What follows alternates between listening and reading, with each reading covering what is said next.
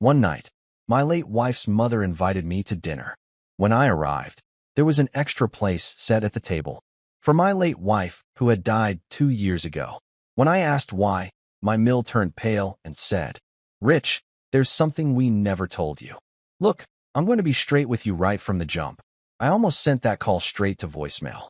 You know that gut feeling you get when your phone rings and the caller ID shows a name that makes your stomach do that little flip thing? Yeah, that was me staring at Margaret Stone flashing across my screen like a neon warning sign at a sketchy motel. But here's the thing about guilt and morbid curiosity. They're like that friend who always talks you into bad decisions at 2 in the morning. Except it was 3:30 on a Tuesday afternoon, and I was eating leftover Chinese food straight from the container like the classy widower I'd become. "Rich, come over Friday night," Margaret said when I finally answered, her voice dripping with that syrupy politeness that people reserve for telemarketers, distant relatives they're about to ask money from, or apparently, the son-in-law they've barely tolerated for a decade. Just family. She said those 2 words like they meant something warm and fuzzy, like we were going to sit around sharing hot cocoa and fond memories. But I'd known this woman long enough to recognize the subtext. She was hiding something, and whatever it was wearing a cheap disguise. I hadn't stepped foot in Margaret's pristine colonial house since Lisa's funeral 2 years ago, and honestly, I'd been perfectly content keeping that streak alive. The woman never liked me. Not from day one when I showed up to meet Lisa's parents wearing jeans that had seen better days and driving a Honda Civic that made concerning noises when it turned left. Margaret had this way of looking at me like I was a persistent stain on her Persian rug, something she tolerated only because her daughter had inexplicably chosen me. She used to tell Lisa I was too practical for her, which was Margaret speak for too broke and too ordinary. Translation: I didn't summer in the Hamptons or know which fork to use at fancy restaurants, and apparently, that was a moral failing. But here's where it gets stupid. I said yes. Because guilt is a hell of a drug, and the ghost of my dead wife has a really persuasive way of making me do things I know are bad ideas. It's like she's still nagging me from whatever cosmic waiting room she's hanging out in, whispering, "Just go, Rich. What's the worst that could happen?" Famous last words, really. So Friday rolled around, and I actually made an effort. I found a button-down shirt that didn't look like I'd fished it out of the laundry basket, which I definitely had, but I ironed it, so that counts for something. I stopped at the liquor store and bought a bottle of wine that cost slightly more than a full tank of gas, because apparently, that's the price point where you show you care, but not so much that you're trying too hard. I even brushed my hair and put on shoes that weren't sneakers, which for me is basically black tie formal at this point. The drive over was exactly 17 minutes of me rehearsing small talk in my head and wondering if it was too late to fake a stomach virus. Margaret's neighborhood was one of those places where every lawn looked like it had been manicured with nail scissors, and every house screamed, "We have money, and we want you to know it." Her place sat at the end of a cul-de-sac, all white columns and black shutters, looking like something out of a magazine spread titled Traditional Elegance, or Places Where Fun Goes to Die. I parked on the street because Margaret had a thing about driveways and oil stains, rang the doorbell, and immediately regretted every decision that had led me to this moment. When she opened the door, she was wearing pearls, actual pearls, and a smile that didn't quite reach her eyes. "Rich, so glad you could make it," she said, like I'd just arrived at a hostage negotiation disguised as a dinner party. The house smelled exactly like I remembered: roasted chicken, expensive candles, and that particular scent of old money that's somehow both comforting and suffocating. Everything looked painfully familiar. The antique grandfather clock in the hallway that ticked too loud, the family photos arranged just so on the mantel, the spotless hardwood floors that made you feel guilty for existing. It was like walking into a museum dedicated to the life I used to have, back when Lisa was alive and family dinners were just regular torture instead of whatever fresh hell this was turning into. Greg was already there, my brother-in-law, standing in the kitchen looking uncomfortable in khakis and a sweater that probably cost more than my car payment. We did that awkward guy nod thing, the universal male greeting that says, "I acknowledge your presence, but let's not make this weird." He handed me a beer without asking, which was honestly the most thoughtful thing anyone in this family had done for me in 2 years. "How have you been?" he asked, which is what people say when they don't actually want to know how you've been but feel obligated to ask anyway. Living the dream, I said, taking a long pull from the beer. You know, talking to myself, eating cereal for dinner, becoming one of those guys who has strong opinions about paper towel brands. The usual. He almost smiled at that, which was progress. Greg wasn't a bad guy. He was just Margaret's son, which meant he'd been trained from birth to maintain appearances and never rock the boat. We moved into the dining room, and that's when I saw it. The table was set for four. For plates, for napkins folded into those fancy shapes that require a YouTube tutorial, for wine glasses catching the light from the chandelier overhead. I counted heads. Margaret, Greg, me. 3 people. The math wasn't mathing, as the kids say, or as I assume they say. I'm 43 and my cultural references are stuck somewhere around 2019. And that 4th place setting? It was at the head of the table. Lisa's spot. The chair she always sat in during family dinners, where she'd kick me under the table when Margaret said something passive-aggressive, where she'd pour me extra wine when the conversation got too painful.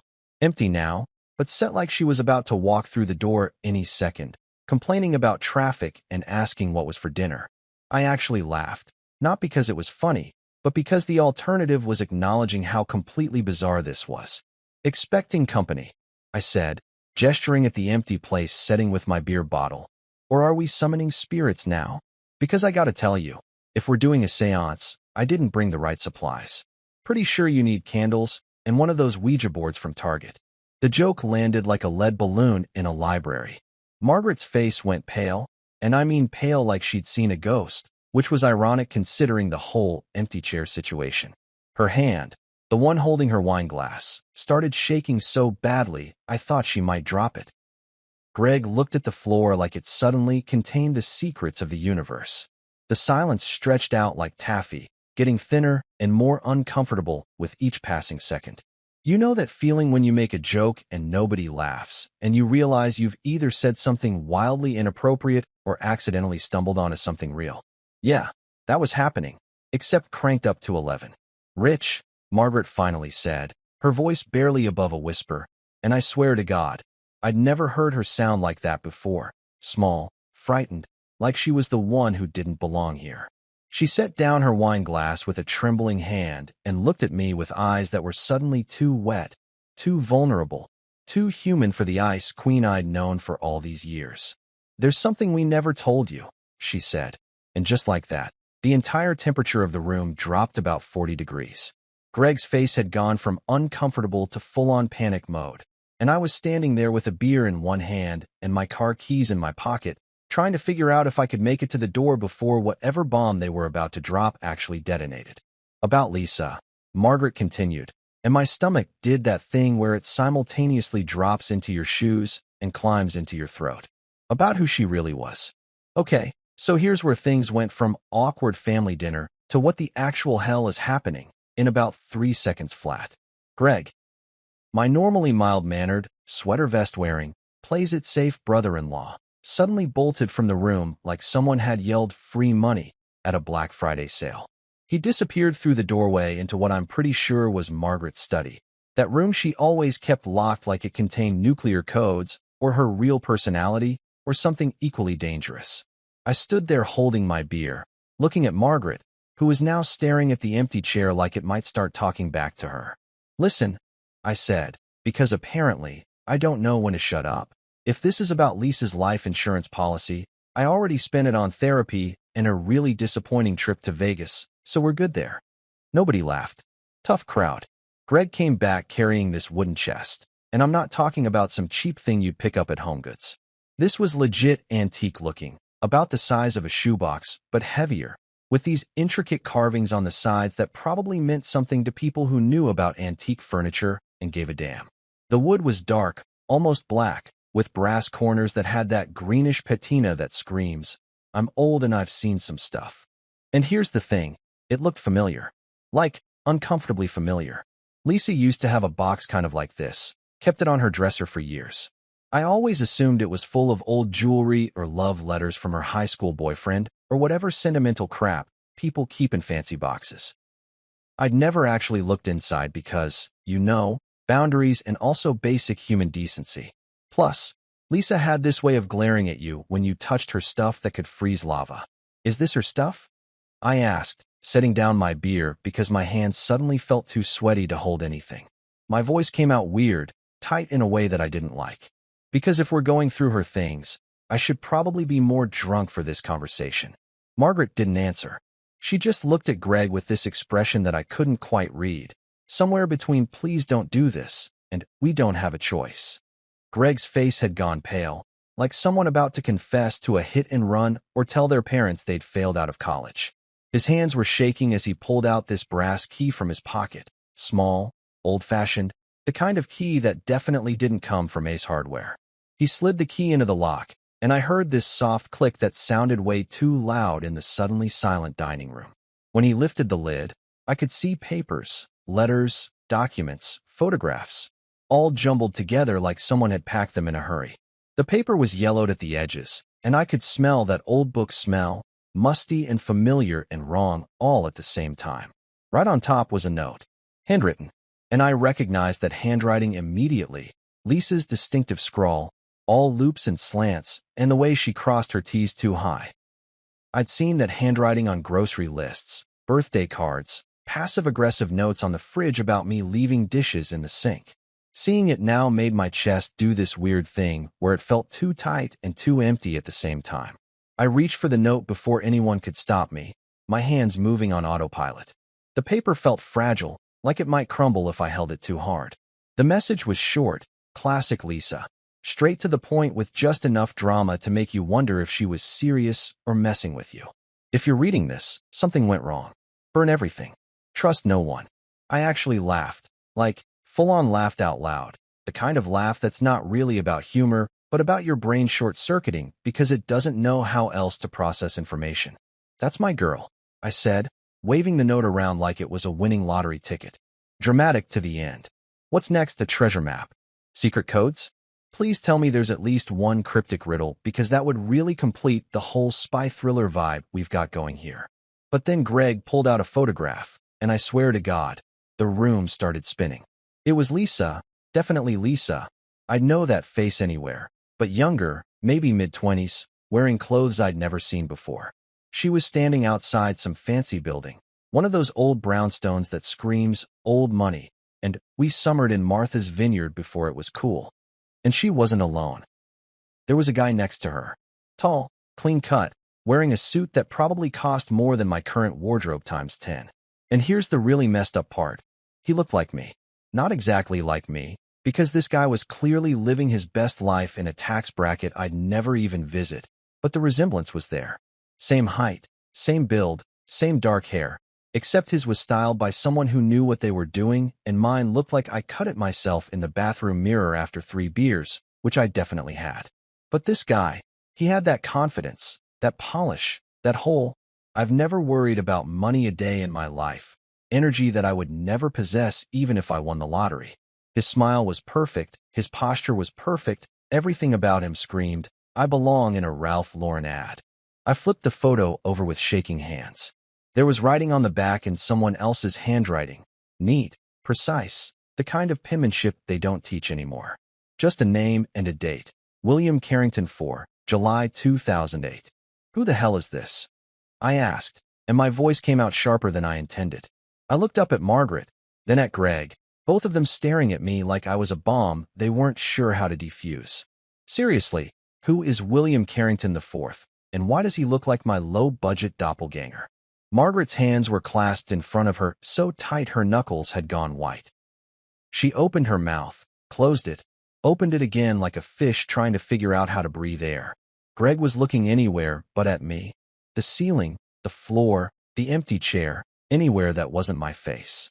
Margaret, I said, slower this time, enunciating each syllable like I was talking to someone who didn't speak English. Who is this? She swallowed hard, her throat working like the words were physically painful to get out. When she finally spoke, her voice was barely above a whisper, the kind of whisper people use when they're confessing to something they've kept hidden for way too long. Your wife, she said, and I watched her mouth form the words like I was watching a foreign film without subtitles. Wasn't exactly who she said she was. The beer bottle slipped from my hand. Not dramatically, just a simple loss of grip because my brain had apparently forgotten how hands worked. It hit the hardwood floor with a crash that sounded like a gunshot in the silence, glass shattering into a million pieces, beer spreading out in a pool that Margaret would normally have had a stroke over, but now just stared at like she couldn't care less about her precious floors. "I'm sorry," I said, laughing again because apparently that was my default setting now when reality decided to take a hard left turn into crazy town. "What?" Greg bent down and pulled out more photographs from the box, spreading them across the table like he was dealing cards in the world's worst poker game. Lisa at galas.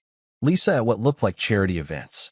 Lisa standing with people I vaguely recognized from business magazines I'd never read. And in several of them, William Carrington IV, always there, always smiling that perfect smile, always looking like he owned whatever room he was in.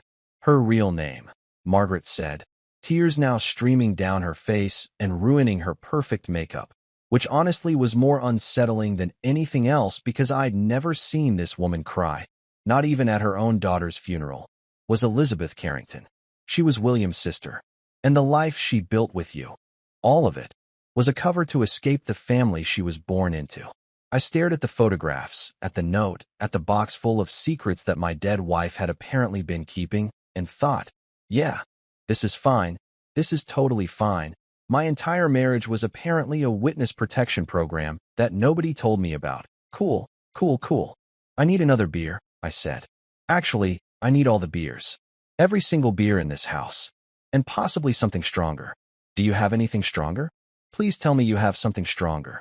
So there I was, standing in Margaret's dining room surrounded by photographic evidence that my entire marriage had been built on lies, holding a fresh beer that Greg had wordlessly shoved into my hand, because apparently alcohol was the only reasonable response to finding out your dead wife was secretly a runaway heiress. I was about 3 seconds away from either laughing hysterically or flipping the entire dining room table when the doorbell rang. Not a normal doorbell ring, either. This was one of those long, insistent rings that said, "We're not going away," mixed with just a hint of "This is official business." The kind of ring that makes your stomach drop because nothing good ever comes from a doorbell that aggressive at 7:30 on a Friday night. Margaret's head snapped toward the door so fast I thought she might get whiplash. Greg, who'd been in the middle of pulling out yet another incriminating document from the box of secrets, froze like a deer that had just heard a gun cock. The look they exchanged wasn't the usual sibling telepathy thing. This was pure, unfiltered panic. "Are you expecting someone?" I asked, which in retrospect was a stupid question because their faces were screaming, "Absolutely not," and we're all about to die. The doorbell rang again, longer this time, more insistent. Greg moved to the window and peeked through the curtains, not like a normal person checking to see who's at the door, but like someone in a mob movie making sure the cops haven't surrounded the building. His face went from pale to basically transparent. "Black sedan," he whispered, like the people outside might hear him through the walls and triple-paned windows. 2 men. Suits. Government plates. Now, I've never been a paranoid guy. I don't think the government is watching me. I don't stockpile canned goods for the apocalypse, and I've never once thought my phone was listening to my conversations. Mostly because my conversations are boring and nobody would want to listen to me argue with myself about what to have for dinner. But something about the way Greg said "government plates" made every hair on my arm stand up like they were trying to evacuate my body. "Don't open the door," I said, and the words came out of my mouth before my brain even processed them. Margaret looked at me like I'd just suggested we all strip naked and do the Macarena. "What are you talking about? We can't just ignore them. What if it's important?" Important. I gestured at the box, at the scattered photographs, at the note from my dead wife that literally said, "Trust no one." "Lady, I don't know what's happening here, but I've seen this movie before. This is the part where the mysterious men in suits show up asking questions, and it never, and I mean never, ends with cookies and polite conversation. It ends with people disappearing or databases being wiped or someone getting thrown in the back of an unmarked van." "You watch too much television," Margaret said, but her voice was shaking, and she was wringing her hands in that way people do when they know you're right but don't want to admit it. The doorbell rang a 3rd time, and now someone was knocking, hard, official knocks that sounded like they were using the meaty part of their fist instead of their knuckles. Mrs. Stone, we need to speak with you. It's regarding your daughter's estate. Estate. Right. Because mysterious government men always show up unannounced on Friday nights to discuss estate matters. Sure. And I'm the Queen of England. Back door, I said, already grabbing the wooden box and shoving it under my arm like it was a football, and I was making a desperate play for the end zone. Where's your back door? Rich, you're being ridiculous, Margaret started, but I was already moving, my body operating on pure instinct and probably too much adrenaline for someone who spent most of his time sitting at a desk job. Greg, bless him, pointed toward the kitchen. Through there, past the mudroom. But Rich, maybe we should just what? Open the door and have a nice chat about how Lisa was apparently a completely different person? About this box full of whatever the hell this is. I was speed walking through her pristine kitchen now, past the granite countertops and the fancy espresso machine that probably cost more than my car. No thanks. I've survived 2 years of grief counseling and awkward condolence casseroles. I'm not about to get disappeared by the men in black over information I didn't even know existed until 20 minutes ago. I could hear Margaret protesting behind me. Something about me being paranoid and overreacting and how we needed to handle this properly. But I was already in the mudroom, fumbling with the back door lock. My hands were shaking, from adrenaline or fear or the sheer absurdity of the situation. I couldn't tell. The lock finally clicked, and I burst out into Margaret's perfectly manicured backyard like a middle-aged man escaping from a particularly dangerous PTA meeting. The cool night air hit my face, and I could hear voices from the front of the house now. Official-sounding voices that definitely didn't belong to neighbors asking to borrow sugar. I ran across the lawn, probably destroying Margaret's precious grass in the process, clutching the wooden box to my chest like it contained the nuclear codes and my dignity.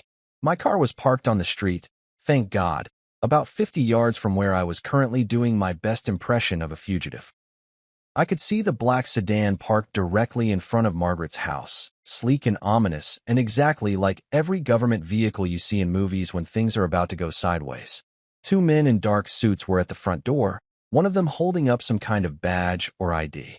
I hit the unlock button on my key fob from across the yard. Worst decision ever, by the way, because my car made that stupid chirping sound that might as well have been a foghorn announcing fleeing person right here. I dove into the driver's seat, threw the box on the passenger side, and jammed my key into the ignition with shaking hands. The engine roared to life, and by roared, I mean it made that concerning rattling sound it always makes when I start it cold, but at that moment, it sounded like the sweetest symphony ever composed. I threw the car into drive and hit the gas, my tires squealing against the pavement in a way that was definitely going to leave marks and probably wake up every dog in the neighborhood. In my rearview mirror, I could see one of the suits turn his head toward the sound. He said something to his partner, and they both started moving toward their sedan with that purposeful walk that said they were about to pursue. But I had a head start, and my piece of crap Honda might sound like it's dying, but it can move when it needs to.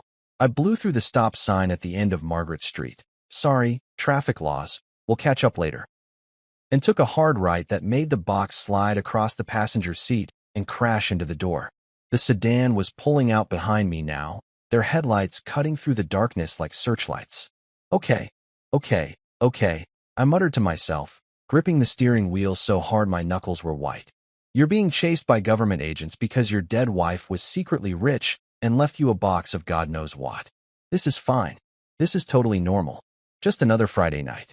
I took a left, then another right, weaving through the suburban streets like I was in a car chase scene, except way less cool and way more terrified.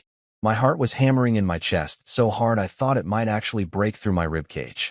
The sedan was still behind me, maintaining a steady distance, not trying to catch up, but definitely not backing off either. I hit the main road and floored it, blowing past the speed limit by about 20 miles per hour. My car shook and rattled in protest, but it kept moving. The sedan matched my speed effortlessly, because of course it did, because government vehicles probably have engines that don't sound like they're coughing up a lung. By the time I merged onto the highway, I was laughing, actually laughing out loud, like a crazy person, which I guess I was now. The whole situation was so absurd, so completely insane, that my brain had apparently decided that hysterical laughter was the only appropriate response. Netflix thriller, I said to no one, to the box, to the ghost of Lisa wherever she was. My life just turned into a Netflix thriller, and I haven't even finished dessert. I didn't even get dessert. Margaret's roasted chicken is still sitting on that table, and here I am running from the feds over secrets I don't even understand. The sedan eventually fell back. Whether they lost me or decided I wasn't worth the chase, I couldn't tell. But I kept driving, heading toward home on pure autopilot, my hands still shaking on the wheel, my mind racing faster than my crappy car ever could. I made it home in record time, which is impressive considering I spent half the drive checking my rearview mirror like a paranoid drug dealer and the other half questioning every life choice that had led me to this moment. My house, a modest two-bedroom ranch that Lisa and I had bought back when we thought we'd fill it with kids and golden retrievers and all that suburban dream nonsense, looked exactly the same as I'd left it 3 hours ago. Same peeling paint on the shutters, same overgrown lawn that I kept meaning to mow, same welcome mat that was more ironic than welcoming at this point. But something felt off. You know that feeling, right? When everything looks normal, but your gut is screaming that something's wrong. Yeah, that was happening in stereo. I sat in my car for a solid 5 minutes, engine off, just staring at my front door like it might suddenly sprout teeth and eat me. The wooden box sat in the passenger seat, innocent and ominous at the same time, like Pandora's box if Pandora had been a runaway heiress with a flair for drama and terrible communication skills. Okay, Rich, I said to myself, because talking to yourself is totally normal behavior and not at all a sign that you're losing it. You're going to go inside, lock every door and window like you're preparing for the zombie apocalypse, and figure out what the hell is in this box. Simple. Easy. What could possibly go wrong? Famous last words, right there. I grabbed the box, hustled to my front door with the speed of a man who watches too many crime shows, and got inside. First thing I did, locked the door. Second thing, locked it again, because apparently one lock wasn't enough for my newly paranoid brain. Then I dead-bolted it, chained it, and for good measure, shoved a chair under the doorknob like I was barricading myself against a home invasion. The air inside felt too still, too quiet. Usually, my house has this lived-in quality. The hum of the refrigerator, the creak of old pipes, the general ambience of a place that's seen better days but still functions. But right now, it felt like the house was holding its breath, waiting for something bad to happen. I dumped the contents of the box onto my dining room table, the same table where Lisa and I used to eat breakfast, argue about whose turn it was to do dishes, plan vacations we never took. Now it was covered in evidence of a life I apparently knew nothing about. Old newspaper clippings, yellowed with age and smelling like attics and secrets. Financial records with numbers that had way too many zeros. Photographs of Lisa, no, Elizabeth Carrington, at events I'd never heard her mention, wearing clothes I'd never seen, smiling that smile I knew so well, but aimed at people I'd never met. And then I saw the headline. Front page of the Boston Globe, dated 15 years ago. Prominent banking heir William Carrington, 4 missing. Foul play suspected. I had to read it 3 times before my brain processed the words. William Carrington 4, the guy from the photo, the one who looked like me if I'd been born into money and better genetics, was missing. Presumed dead, according to the article. His car had been found abandoned near the harbor. No body, no witnesses, just gone like he'd been erased from existence. And Lisa, Elizabeth, had been his sister, which meant she'd lost her brother, probably around the same time she decided to disappear and reinvent herself as Lisa Carter, ordinary woman who married an ordinary guy and lived an ordinary life. Except nothing about this was ordinary. I poured myself a drink, whiskey, straight, because beer wasn't going to cut it anymore. My hands were still shaking as I sorted through more documents. Bank statements from accounts I'd never heard of. Letters addressed to Elizabeth Carrington at addresses in Boston, New York, somewhere in Connecticut. Legal documents with words like trust fund and beneficiary and numbers that made my head spin. So let me get this straight, I said to the empty room, to the ghost of Lisa, to the universe in general. You were loaded. Like stupid rich. And you decided to slum it with a middle-class IT guy who clips coupons and drives a car that sounds like it's actively dying. That was your brilliant plan. The house didn't answer, which was probably for the best because if it had, I would have completely lost it. I took a long drink, letting the whiskey burn its way down my throat, and kept digging. There were more articles about William Carrington, business deals gone wrong, allegations of money laundering, suspicious transactions involving offshore accounts. The Carrington family was apparently knee-deep in shady financial dealings, the kind of stuff that makes headlines and ruins lives and ends with people mysteriously disappearing. And then I found another article, this one smaller, buried in the business section.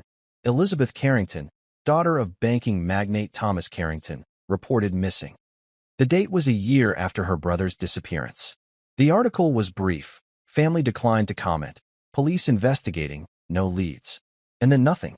Like she'd just vanished into thin air. Except she hadn't vanished. She'd become Lisa. She'd moved across the country, changed her name, built a whole new life, and somehow ended up married to me. A guy so ordinary that I once got excited about a sale on paper towels. I was halfway through my second drink, my brain spinning with conspiracy theories and questions I'd never get answers to, when I heard it. A soft click. So quiet I almost missed it under the sound of my own breathing and the blood rushing in my ears. It came from the back of the house. The back door. The door that led to my pathetic excuse for a backyard, and that I never used because the lock was sticky, and who comes in through the back door anyway? Apparently, people who break into houses, that's who. My entire body went cold. Not the dramatic movie kind of cold, but the real kind. The kind where your blood actually feels like it drops 10 degrees and your stomach does that thing where it tries to climb out through your throat. I froze, whiskey glass halfway to my lips, listening so hard I thought my ears might start bleeding. Another sound, soft, deliberate. Someone was trying to be quiet, trying not to be heard, which was way worse than someone just kicking down the door and announcing their presence. Then came the sound of glass breaking. Not loud, not a crash, just a soft tinkle of glass hitting tile, like someone had carefully broken the small window next to the back door. The window I'd been meaning to replace for 6 months because the lock didn't work properly. Of course, I muttered, setting down my glass as quietly as I could. Right on cue. Because why wouldn't people break into my house on the same night I find out my dead wife was secretly a rich fugitive? That makes perfect sense. This is totally how Friday nights should go. I could hear movement now, careful, measured footsteps on my kitchen linoleum. Multiple people, because apparently one home invader wasn't enough for whatever cosmic joke my life had become. Male voices, low and professional, the kind of voices that belong to people who break into houses for a living. "Check upstairs," one of them said, and I swear my heart stopped beating for a solid 3 seconds. My brain kicked into survival mode. That primal part that apparently still works even when you're a middle-aged guy who hasn't run anywhere faster than a brisk walk in about 5 years. I grabbed the box, because leaving behind the thing people were clearly breaking in to steal seemed stupid, and headed for the stairs, taking them 2 at a time as quietly as I could, which wasn't very quiet because my stairs creak like they're auditioning for a haunted house soundtrack. The attic. I had an attic with a crawl space that Lisa used to make fun of me for never cleaning out. "It's full of spiders and your broken dreams," she used to say. Right now, those spiders and broken dreams were looking like my best option for survival. I yanked down the attic ladder. Slowly, carefully, because apparently I was capable of being quiet when my life depended on it, and climbed up into the darkness. The space was cramped, dusty, filled with boxes of Christmas decorations and old tax returns, and all the crap you accumulate over a decade of living in one place. Behind the old brick chimney, there was a gap in the insulation, a space just big enough for a wooden box. I shoved it in there, covering it with some old newspapers and a box of ornaments that probably hadn't been used since Lisa died, and prayed my knees would hold out long enough to get back down. Below me, I could hear them moving through my house, opening doors, searching rooms, being way more polite about their breaking and entering than seemed necessary. My legs were shaking, from fear, from the awkward crouching position, from the sheer absurdity of hiding in my own attic like I was in some low-budget thriller. "Check upstairs," the voice said again, closer now, and I heard footsteps on my stairs. I held my breath. Actually held it, like I was underwater and surfacing would mean death. My Fitbit buzzed on my wrist, probably congratulating me on my elevated heart rate or asking if I was exercising, which would have been funny if I wasn't currently having a heart attack in my own attic. The footsteps reached the second floor. I could hear them checking the bathroom, the spare bedroom, my bedroom. Drawers opening, closets being searched, the methodical efficiency of professionals who'd done this before. Please don't look up, I thought. Please don't notice the attic ladder. Please be terrible at your job. The universe, for once, decided to cut me a break. The footsteps retreated, heading back downstairs. More voices, muffled conversations I couldn't quite make out. Something about not here and check the mother-in-law's place, and he must have it. They left through the front door, not even trying to hide the fact that they'd broken in, because apparently when you're scary enough, you don't have to worry about covering your tracks. I heard a car start, drive away, and then nothing but silence and my own ragged breathing. I stayed in that attic for another 20 minutes, just to be sure, my body cramping and my mind racing. When I finally climbed down, my house looked like a tornado had gone through it. Drawers open, cushions displaced, my life literally torn apart by strangers looking for secrets I'd just discovered existed. I grabbed my keys, my wallet, and absolutely nothing else. The box stayed in the attic. My clothes, my photos, my life, all of it stayed behind. Because I wasn't stupid enough to stick around and see if they came back with friends. I drove like a man being chased by ghosts, which, technically, I was, if you count the ghost of my dead wife's secret life and the very real people who wanted whatever information she'd left behind. My hands were still shaking on the steering wheel, and I'm pretty sure I ran at least 2 red lights and a stop sign. But at that point, traffic violations were the least of my problems. I had exactly one place to go, one person who wouldn't ask too many questions before helping me, and that was Frank Mallory. Frank lived 3 streets over from my house, had lived there for probably 40 years, since before the neighborhood was the neighborhood, back when everything was cheaper and life made more sense. He was 80 years old, a Vietnam vet who'd survived 2 tours, 2 divorces, and a raccoon infestation that had become legendary in our neighborhood. The man was tougher than beef jerky left out in the sun, meaner than a snake when he needed to be, and the only person I knew who'd actually shoot someone if the situation called for it.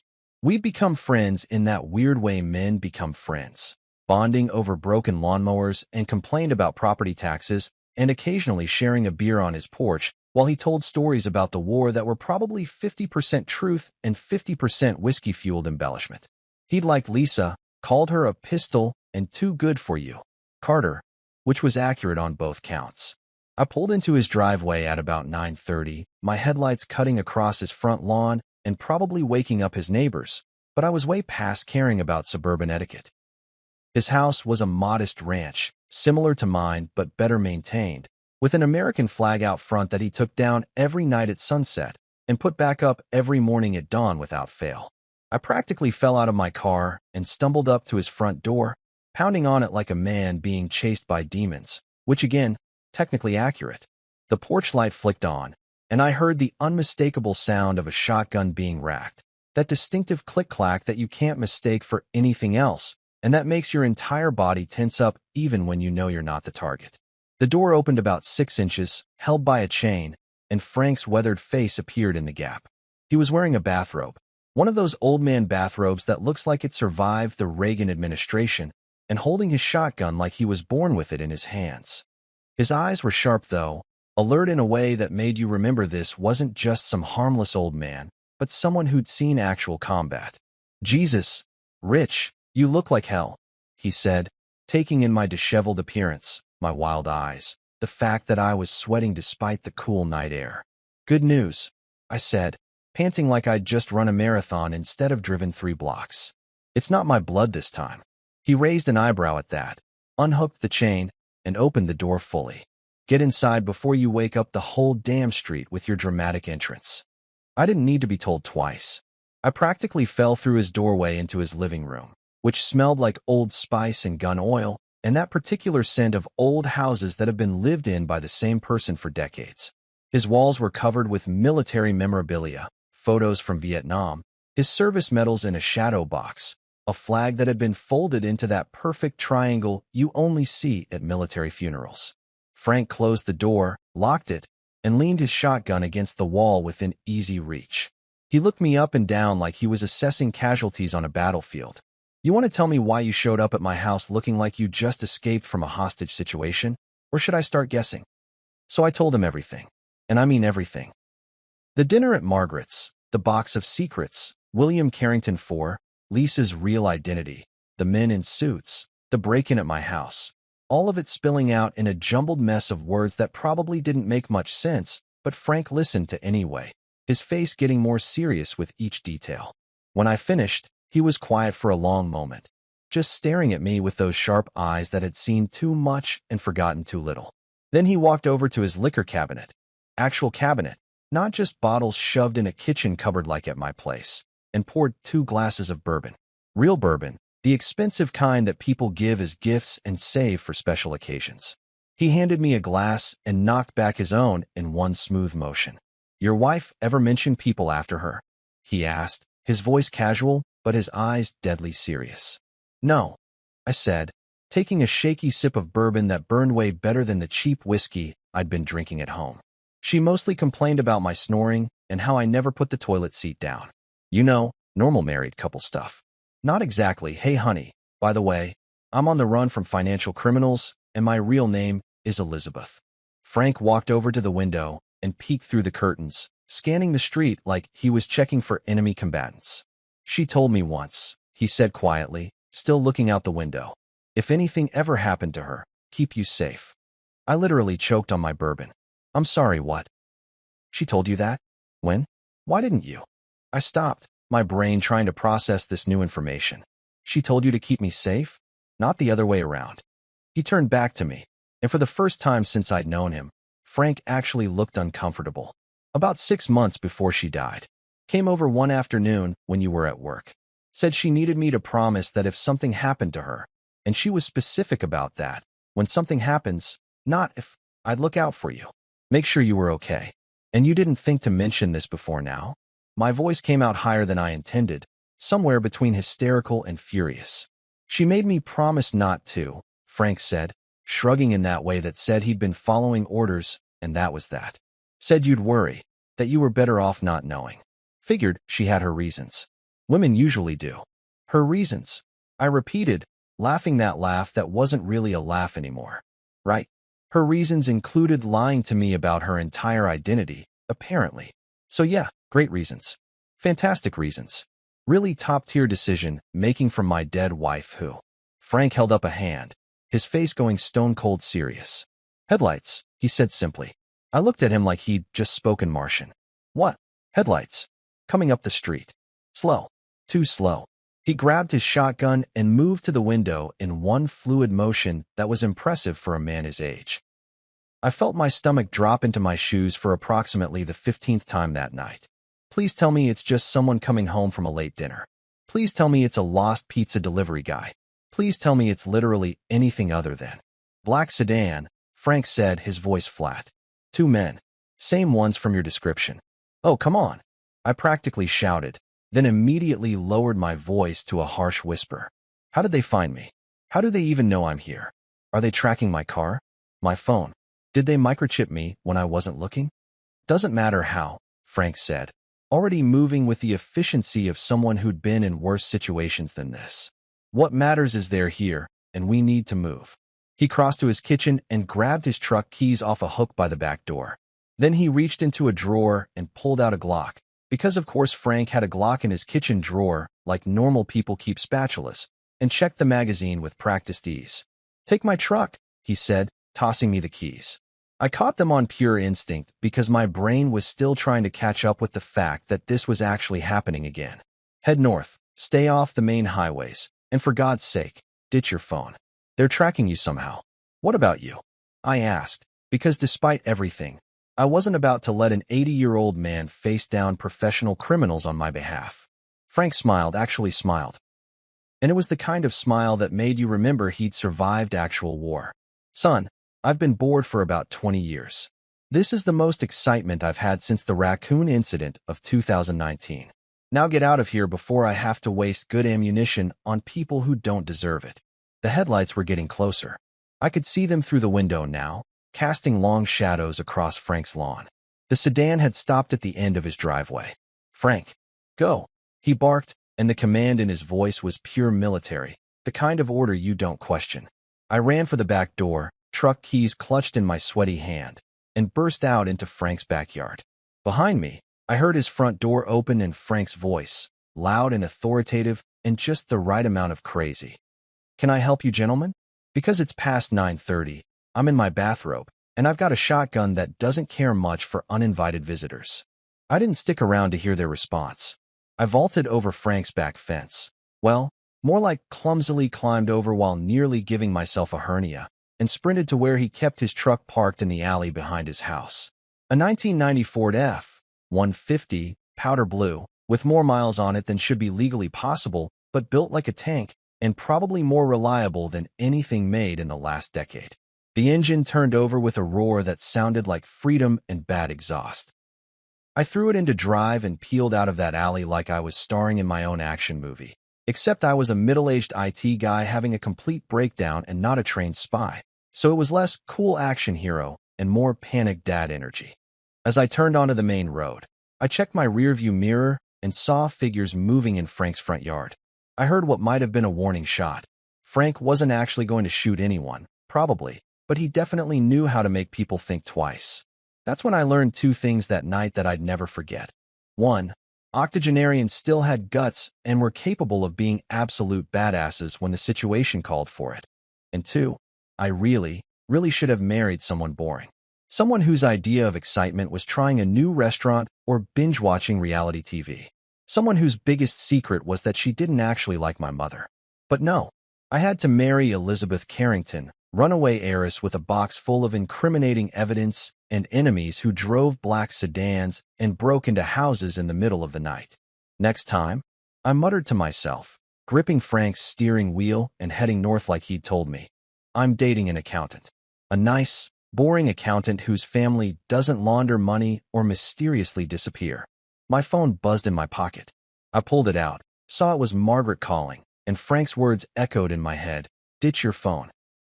Without thinking too hard about it, I rolled down the window and threw my phone out onto the highway, watching it bounce and shatter on the asphalt. There. Problem solved. I was officially off the grid, driving a truck older than most of my coworkers, with no idea where I was going except north and away from whatever nightmare my life had become.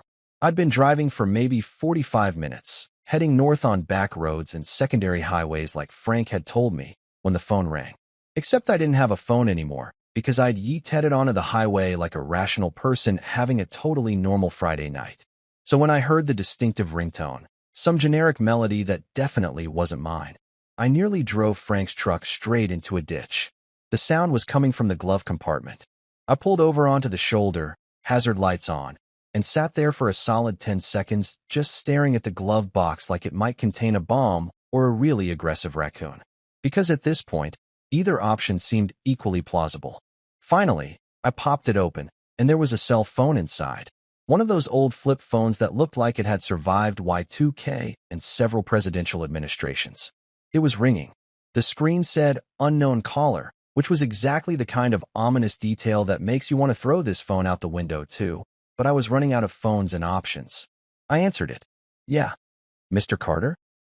The voice was male, calm, professional. The kind of voice that belonged to someone who'd never panicked in their entire life. "Don't hang up. I'm a private investigator. Name's Daniel Cortez. I've been following your wife's case." "Oh, great," I said, laughing because apparently that was my default response to insanity now. Another guy who knows more about my marriage than I do. Let me guess. You're going to tell me she was actually a spy? A mobster? Maybe she was working for the CIA? Because at this point, nothing would surprise me. She could have been an alien from Mars, and I'd just be like, sure, that tracks. He chuckled, actually chuckled, like I'd said something genuinely funny instead of having a breakdown in a stolen truck on the side of a highway. "You're funnier than I expected. Lisa mentioned you had a sense of humor. That stopped me cold." "You talked to Lisa? When?" "She's been dead for 2 years. Before she died," Cortez said, his tone shifting to something more serious. "About 3 years ago, actually.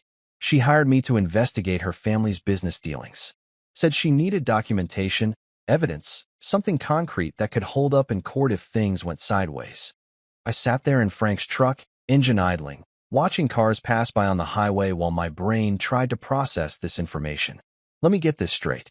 My wife, who apparently wasn't even named Lisa, hired a private investigator to build a case against her own family, and nobody thought to mention this to me? Her actual husband. She was protecting you, Cortez said simply. The less you knew, the safer you'd be. The Carrington family isn't just wealthy, Mr. Carter. They're dangerous. Old money, political connections, the kind of people who make problems disappear permanently. Yeah, well, they're not doing a great job because I'm currently very aware of the problems, and the problems are definitely aware of me. I shot back. I've had my house broken into, been chased by men in suits, and I'm currently driving my elderly neighbor's truck while trying not to have a complete mental breakdown. So the whole keeping me safe plan? Not super effective. Cortez was quiet for a moment. Listen carefully.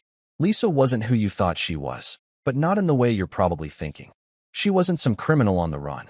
She was the daughter of William Carrington III, Boston banking magnate, philanthropist, and one of the most sophisticated money launderers on the East Coast. Money laundering, I repeated flatly. Of course, because why would it be something simple like tax evasion or jaywalking? Her brother, William IV, the one you saw in the photos, he figured it out first. Found evidence that their father was using the family banks to wash money for everyone from corporate embezzlers to organized crime. He was going to go public, expose everything. 2 weeks later, his car was found abandoned at the harbor. No body, no witnesses. Case went cold within 6 months. I felt sick. Actually, physically sick, like I might need to open the truck door and lose what was left of my dinner on the side of the highway. And Lisa? Elizabeth, he corrected gently. She knew her brother didn't just disappear. She spent a year digging, following his trail, copying files, building her own case. Then she realized she was next on the list. So she ran, changed her name, moved across the country, tried to build a normal life while keeping all her evidence hidden, waiting for the right moment to use it. And she married me because... I couldn't even finish the sentence. Was I just convenient cover?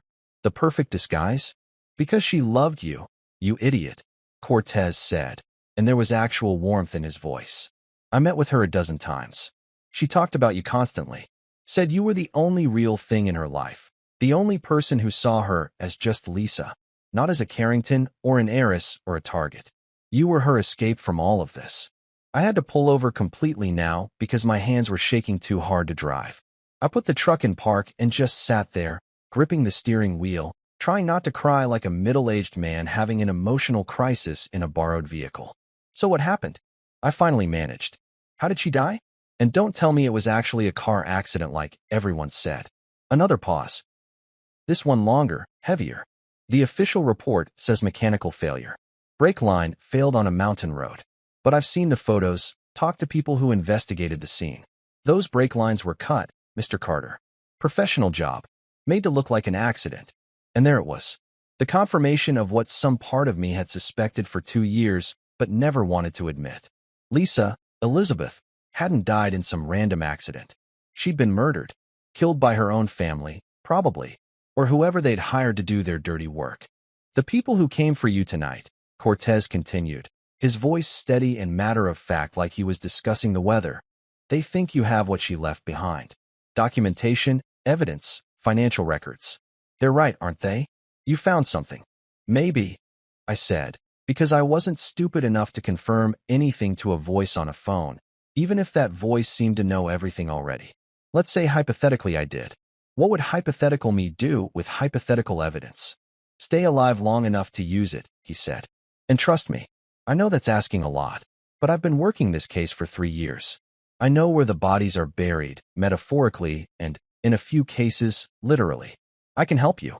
Before I could respond, before I could decide whether I trusted this guy or if this was another trap in a night full of traps, my new borrowed phone buzzed.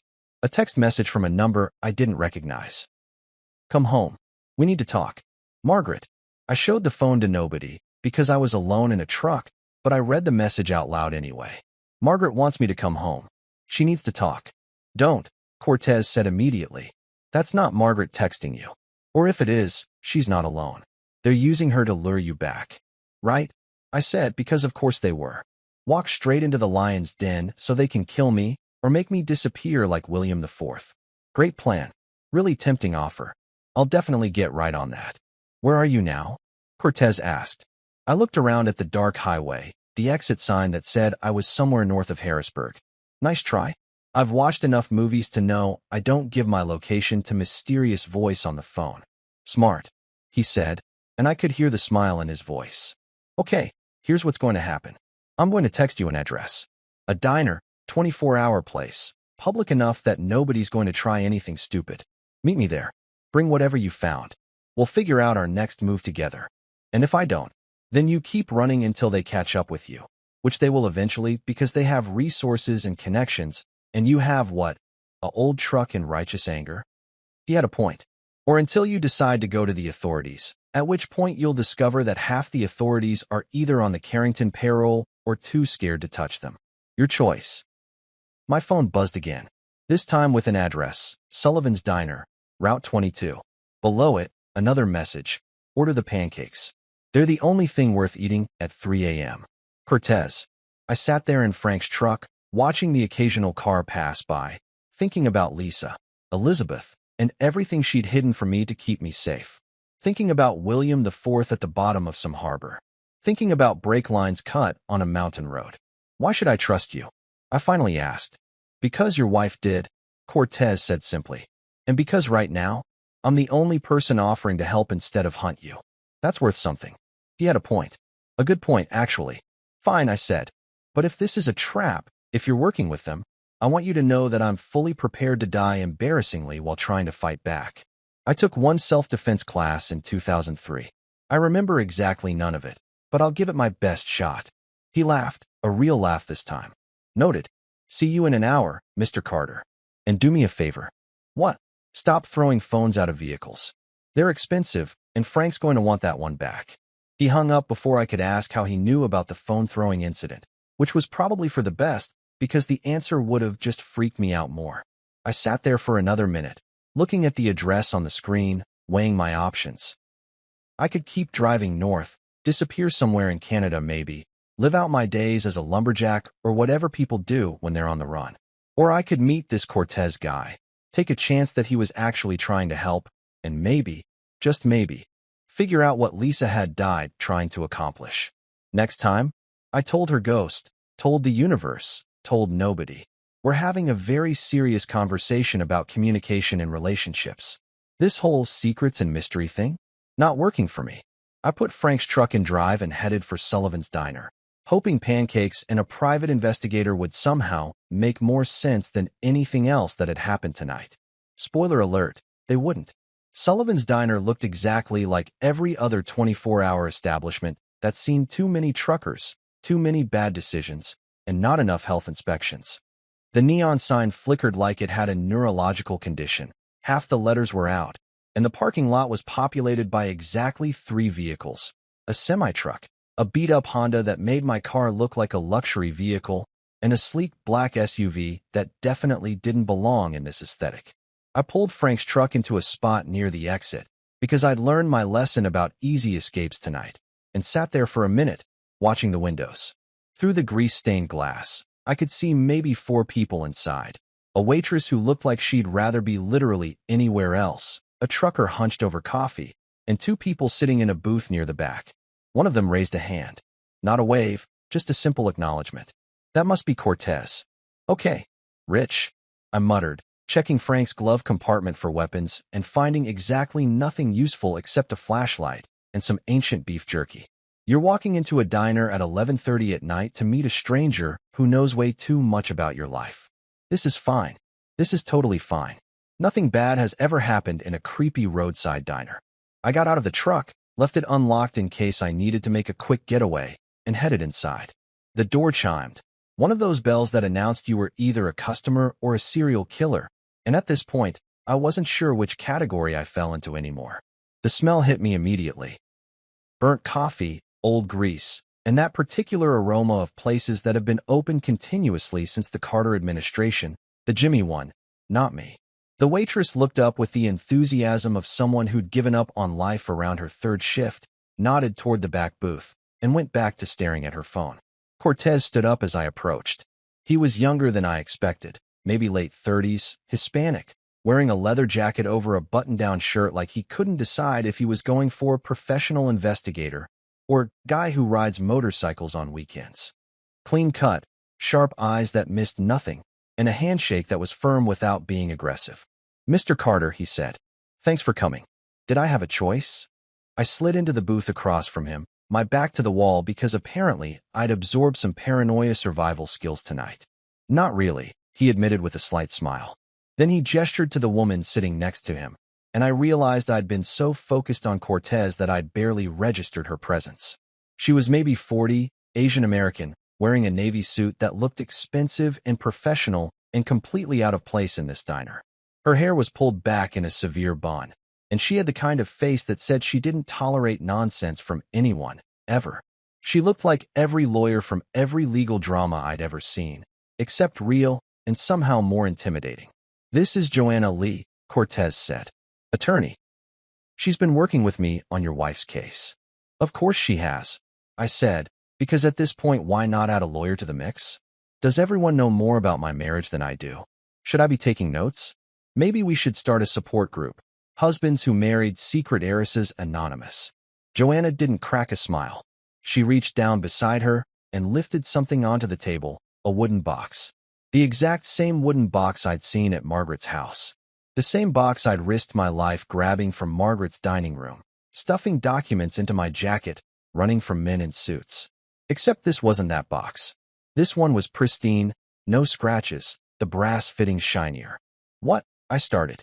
"Your wife left instructions for us," Joanna said, her voice crisp and professional, like she was reading a will instead of blowing my mind in a truck stop diner. "The real ones. What you found at Margaret's house was a decoy." I stared at the box, then at her, then at Cortez, then back at the box. "I'm sorry, what?" "So I risked my life, multiple times tonight. By the way, it's been a whole thing, for a fake box? Are you kidding me right now?" "Your wife was thorough," Cortez said, and there was something like respect in his voice. She knew they'd come looking eventually. So she created multiple versions, planted them in different locations, each with just enough real information to seem legitimate, but nothing that could actually hurt anyone. "Except me," I pointed out. "It definitely hurt me. I got chased, my house got broken into, I traumatized an 80-year-old veteran." "Frank's fine, by the way," Cortez interjected. "Checked in with him 20 minutes ago. Gave those guys hell, apparently. They left empty-handed and probably reconsidering their career choices." That made me feel slightly better, but only slightly. Joanna opened the real box, slowly, carefully, like she was handling evidence in a courtroom, which I guess she was. Inside were ledgers. Real ones, leather-bound and thick, filled with pages of handwritten entries, numbers, dates, signatures. Financial records that looked like they belonged in a museum or a very specific type of federal investigation. She pulled out one ledger and opened it to a marked page, turning it so I could see. Rows and columns of transactions, money moving between accounts, shell corporations with names like Northeast Investment Holdings and Atlantic Financial Partners. And at the bottom of several pages, signatures authorizing transfers. One signature appeared over and over. Elegant, looping handwriting that I recognized from birthday cards and thank you notes, and every passive-aggressive message she'd ever left me about not loading the dishwasher correctly. Margaret Stone. I started laughing. I couldn't help it. The sound came out of me like air escaping from a balloon, high-pitched and slightly unhinged. The trucker at the counter looked over with concern, probably wondering if he should call someone or just mind his business. He chose business. "Well," I said when I could finally breathe again. "I always knew she was evil, but embezzlement? Money laundering? Corporate fraud on a massive scale? That's new. That's a fun development. Really adds dimension to all those terrible Thanksgiving dinners where she criticized my job and my car and my general existence." "Your mother-in-law," Joanna said, her voice flat and factual, was the family accountant. She managed the Carrington financial empire for over 30 years. Every illegal transaction, every laundered dollar, every offshore account. She knew about it, facilitated it, and profited from it. And Lisa, Elizabeth, she figured this out. "She figured all of it out," Cortez said. "Spent years documenting everything. Her brother William tried to go public with part of it, and you know how that ended. So Elizabeth got smarter. She went deeper, collected more evidence, and created a failsafe. He gestured to the box. This. Everything needed to bring down the entire operation. Banks, shell corporations, political connections, payoffs, it's all here. The waitress appeared with coffee I hadn't ordered, poured it silently, and disappeared again like a ghost who'd given up on haunting and settled for minimum wage. I wrapped my hands around the mug, letting the warmth seep into my fingers. So what now? We take this to the police? The FBI? Post it on Reddit and let the internet handle it. We set a trap, Joanna said simply. She pulled out a tablet, already loaded with a video recording setup. You're going to send Margaret a message. Tell her you have what she's looking for. Give her a time limit, 12 hours before you take everything to the authorities. And then what? She shows up and kills me? Great plan. Really well thought out. Then we record everything, Cortez said. Get her confession, her associates, documentation of the threats. Build a case that's ironclad. He leaned forward. Your wife died trying to do this. We can finish it. I looked at the box, at the ledgers, at my reflection in the coffee. Thought about Lisa, Elizabeth, keeping all these secrets, carrying this weight, trying to protect me while building a case against her own family. Fine, I said. But if I die, I'm haunting all of you. Just so we're clear on that. We recorded the video message in the bathroom of Sullivan's Diner, which was exactly as glamorous as it sounds. The fluorescent lighting made me look like a corpse. The graffiti on the walls added a lovely murder scene ambience, and somewhere in the background, you could hear the unmistakable sound of a toilet that had given up on life. Peak cinematography, really. Spielberg would be proud.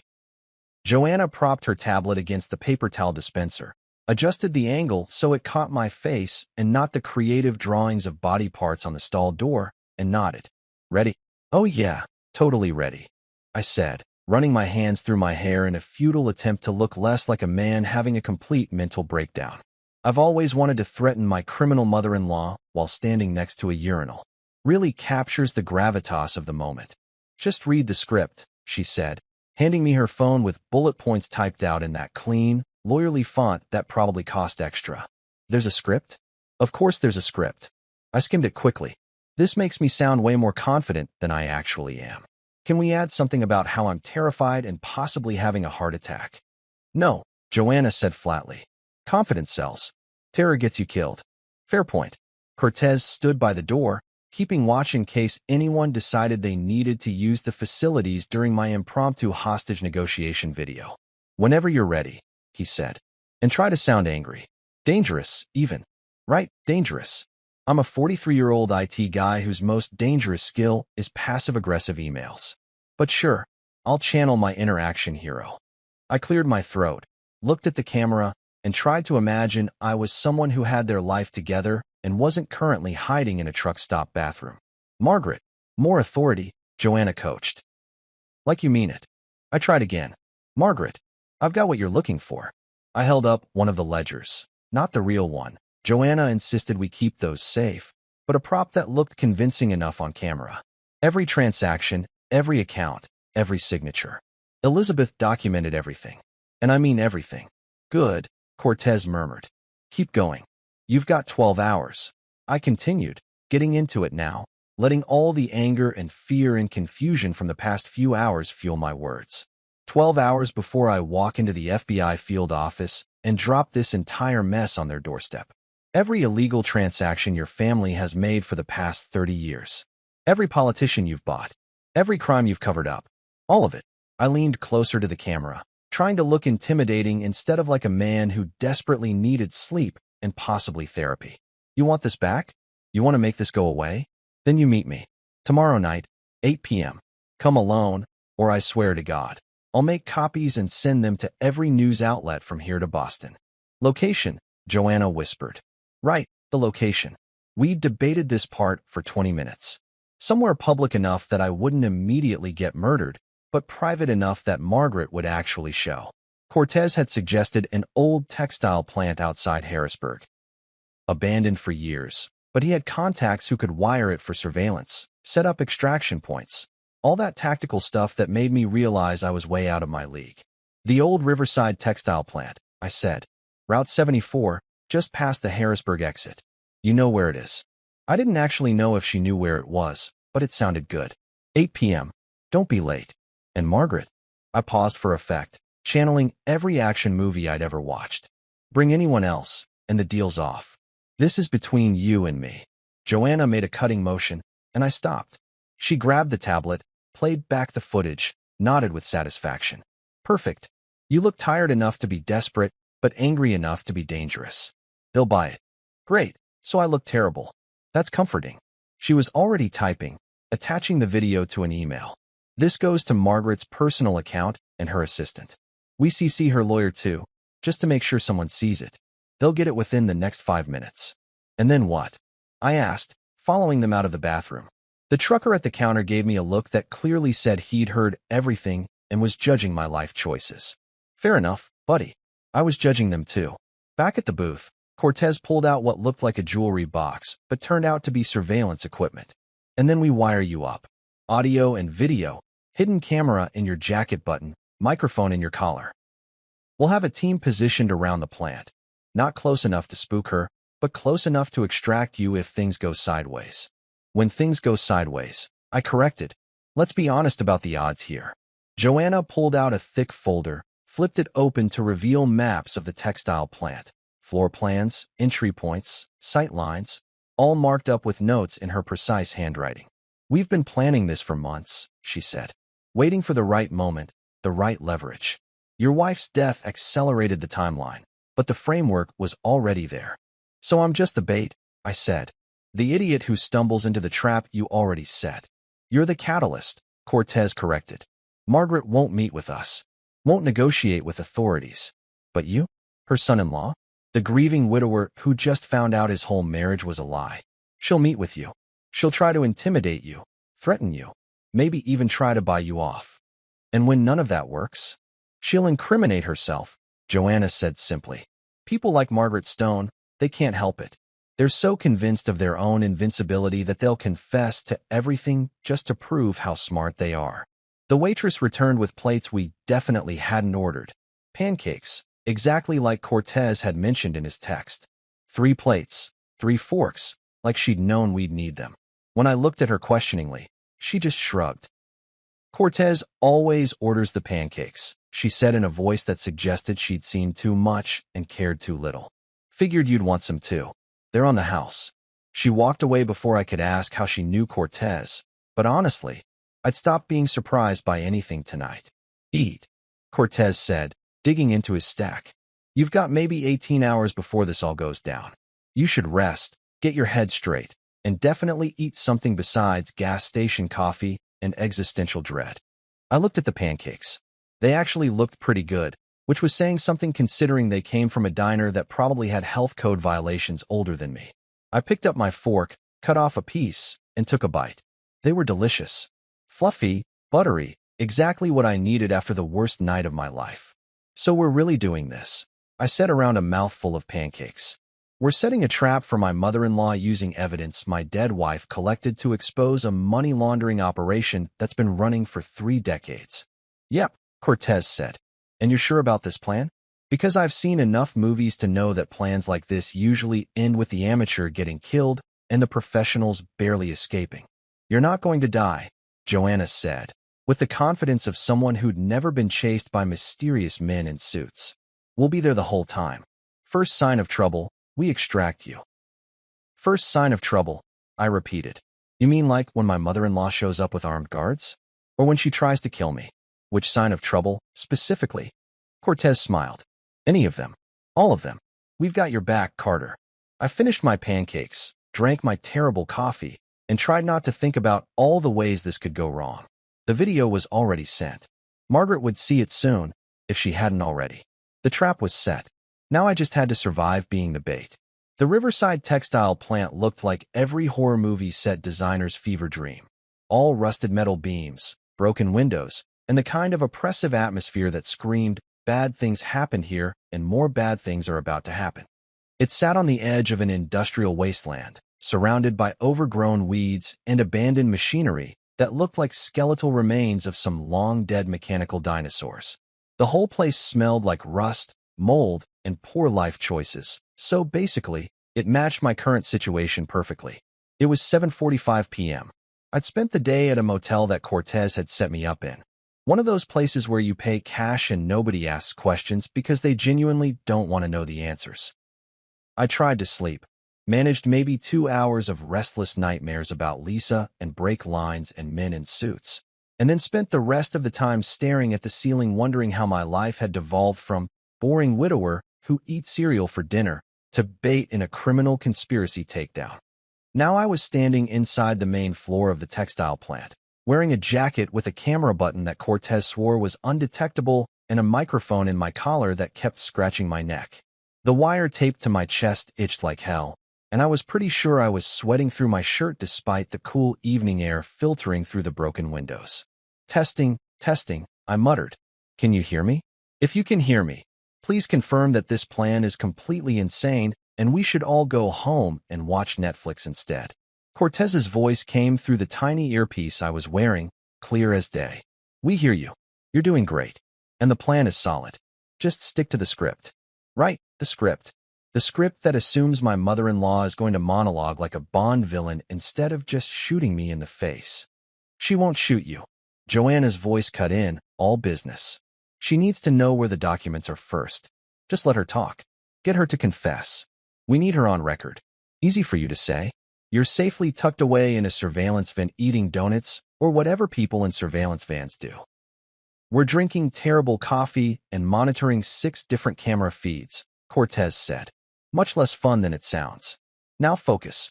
Vehicle approaching from the east entrance. My heart immediately decided to try out for a speed metal drum solo. I moved to the center of the main floor, where old machinery created these long shadows in the dim light from the industrial fixtures that were somehow still working. Flickering, dying, but working, kind of like my will to live at this point. Headlights swept through the broken windows, and I heard car doors opening. Multiple car doors. So much for coming alone. She brought friends, I said quietly. Please tell me you're seeing this. We see it, Cortez confirmed. 4 people total. Margaret plus 3 men. Probably security. Stay calm.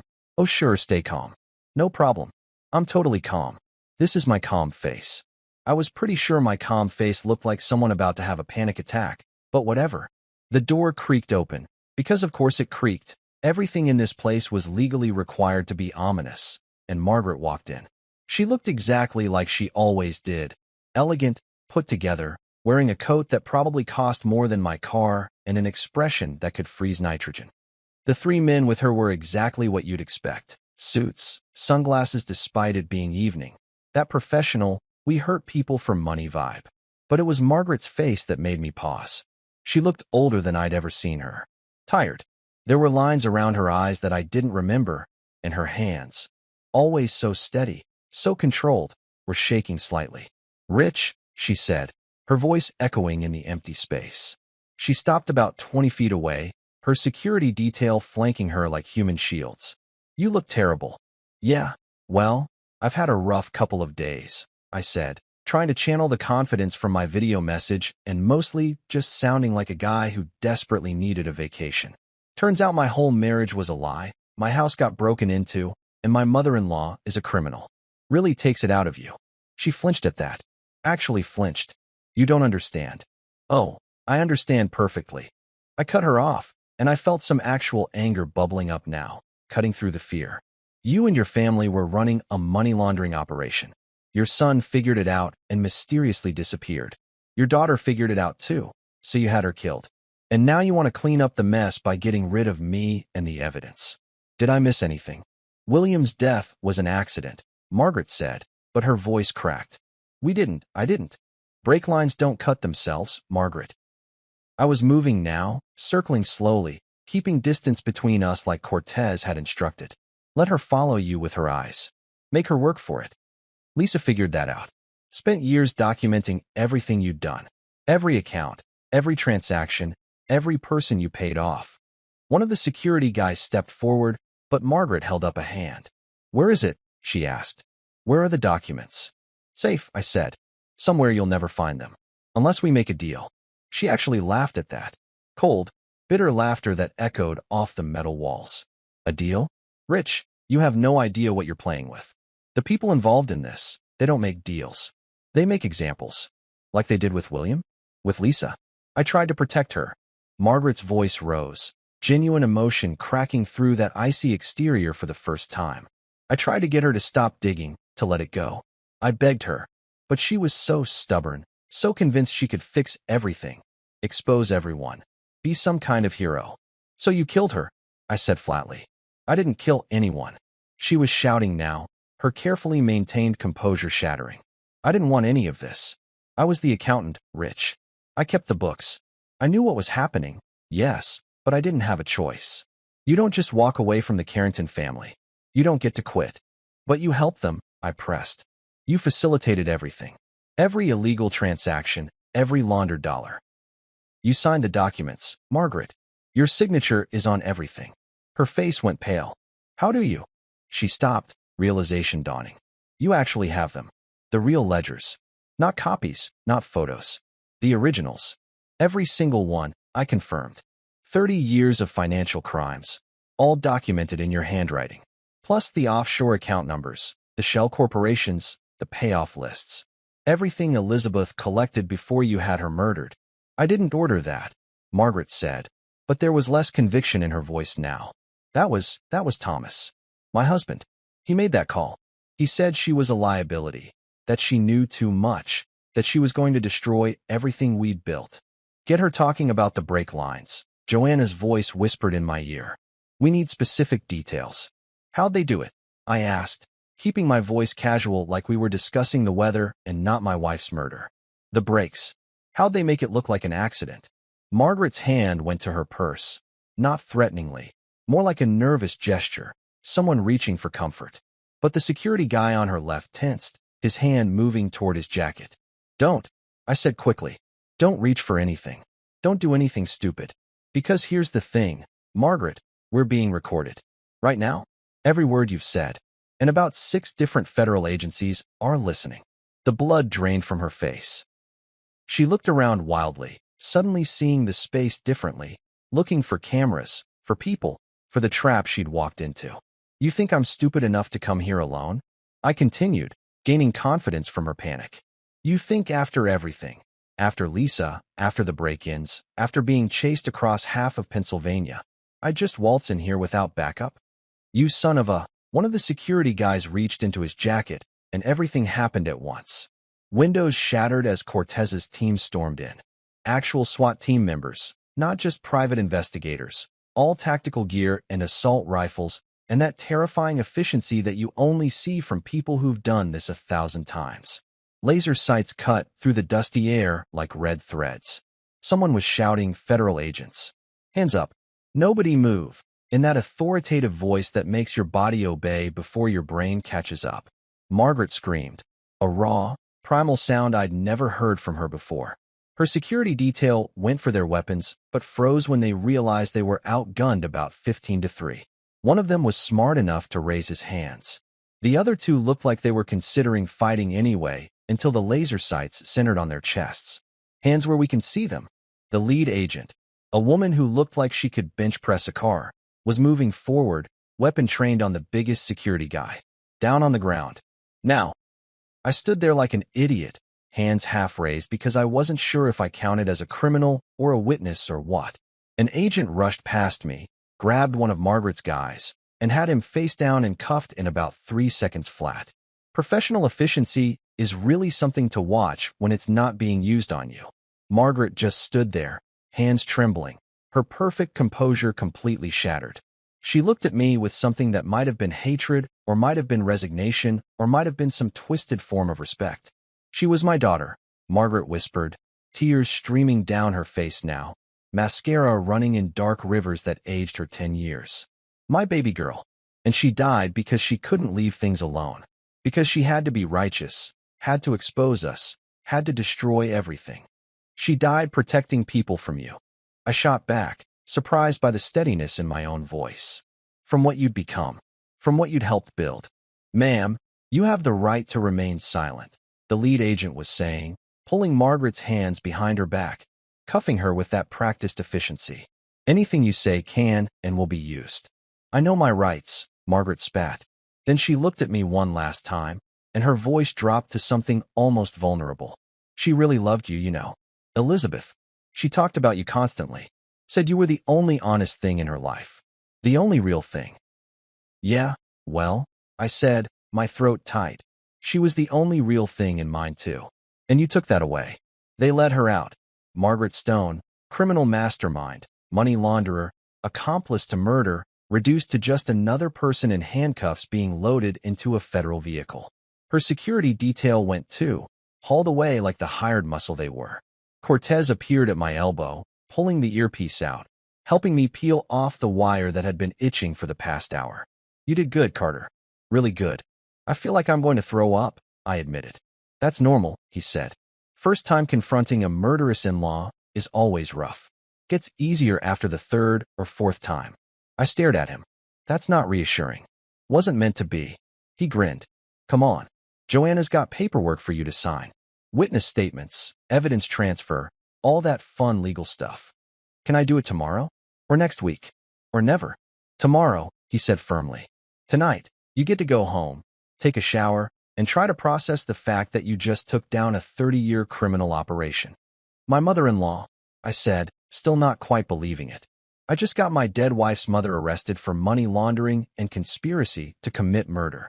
Yep, you're going to be super popular at the next family reunion. I started laughing. That hysterical, exhausted laughter that comes when your brain has completely given up on processing stress normally. Next family reunion. Right. Because that's definitely happening. But as they led me out of that nightmare textile plant, past the federal agents and the evidence bags, and the whole circus of justice being served, I felt something I hadn't felt in 2 years. Relief. And maybe, just maybe, a little bit of peace.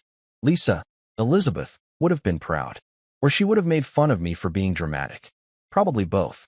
Months later, I was sitting on the porch of my new cabin by the lake, holding a fishing rod that I had absolutely no idea how to use properly, watching the sun set over water that was way too peaceful for a guy who'd spent the better part of spring testifying in federal court.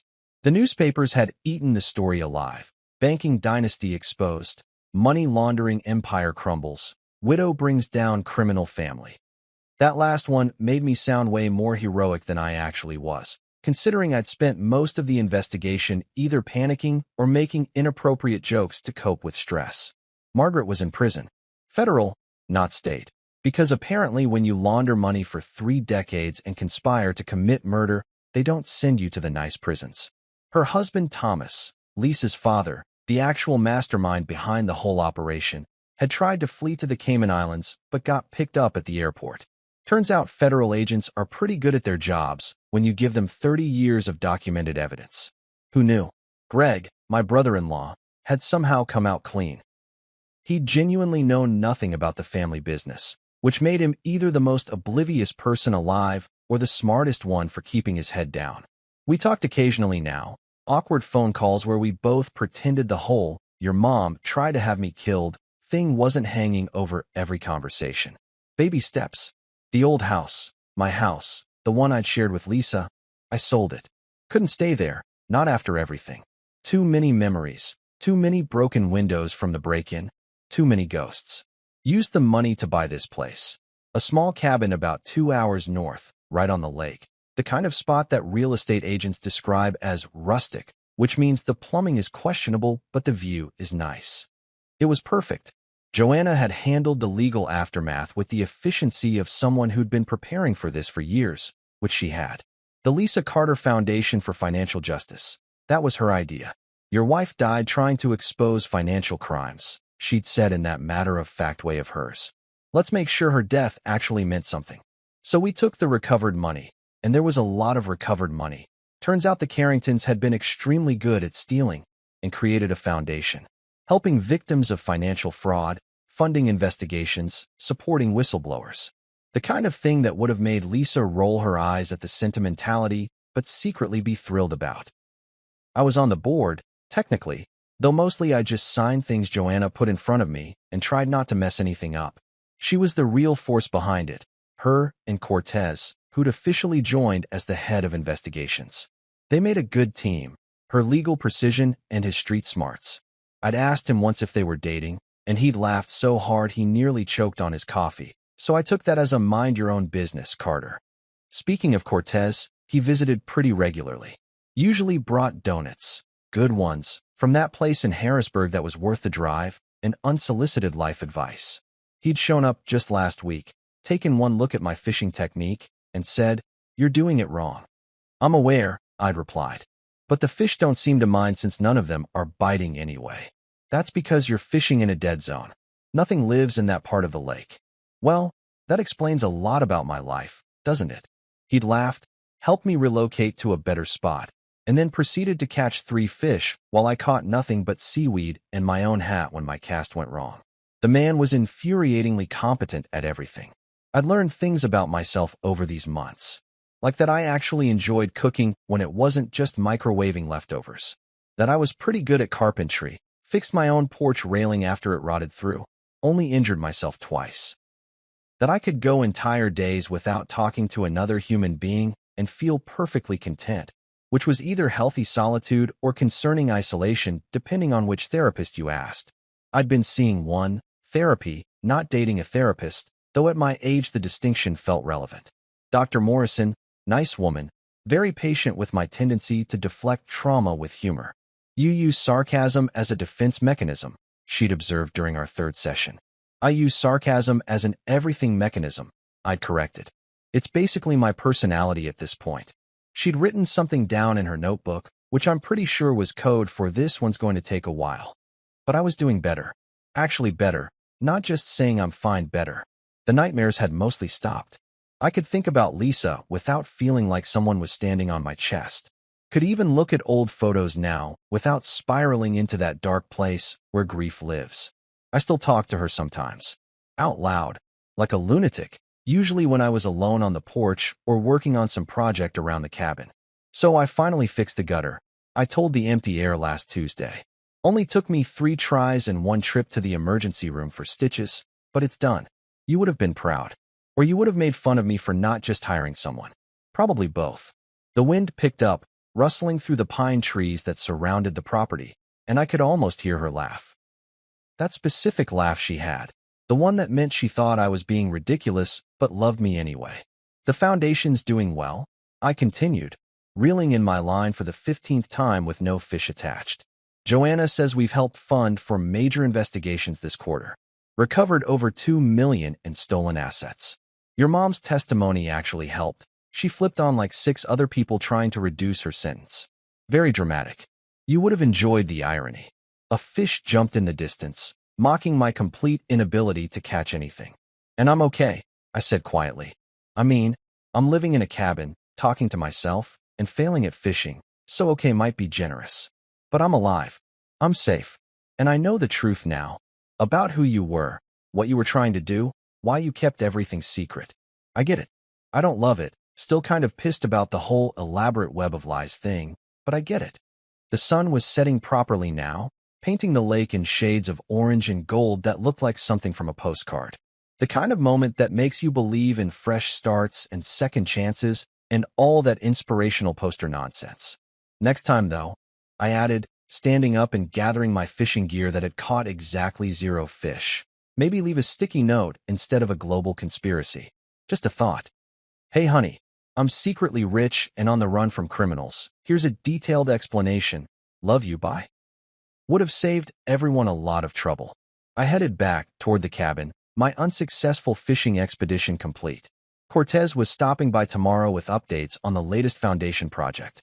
Frank was coming up next weekend to help me build a deck, which would probably result in minor injuries and major complaints about my tool selection. Joanna had emailed about some legal documents that needed signatures, her message ending with "Stop avoiding your responsibilities, Carter," which was fair. Life was quiet now. Simple. The kind of normal I'd thought I had before, but actually have now, minus the secret criminal in-laws and the elaborate deception. I looked back at the lake one more time. "Hope you're proud," I said to Lisa, to Elizabeth, to whoever she really was. "Hope this was worth it. Hope you're wherever people go when they die, saving the world from their own families. And I hope they have better fishing there, because this lake is clearly defective." The wind picked up again, warmer this time, almost like an answer. And for once, that was enough. I went inside, made dinner. Actual dinner, not cereal. and tried to remember what normal people did on Friday nights when they weren't running from federal crimes. Turned out, normal was pretty damn good, even if I still had no idea how to fish.